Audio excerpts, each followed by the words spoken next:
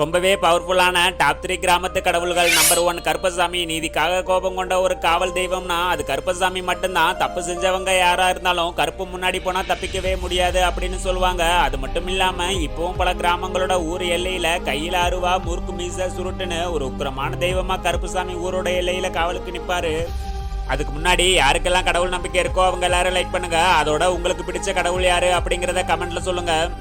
Number 2 காளி. இப்பவும் பல கிராமங்களோட ஊர் எல்லையில கருப்பன் மாதிரியே காளியும் தீய சக்தியை தன்னோட எல்லைக்குள்ள வரவிடாம காவலுக்கு இருக்காங்க. ஒரு மிகப்பெரிய அரக்கனாலிக்க தேவி பார்வதி எடுத்த ஒரு அவதாரம் தான் இந்த காளி. அதோட சிவன் மாதிரியே காளியும் ஒரு மயான கடவுள் அப்படின்னு ரொம்பவே ஆக்ரோஷமான ஒரு பெண் தெய்வம் அப்படின்னு சொல்லியிருக்காங்க. அது மட்டும் இல்லாம தேவி காளியோட கோபத்தை சிவனால மட்டும்தான் கட்டுப்படுத்தவே முடியும்.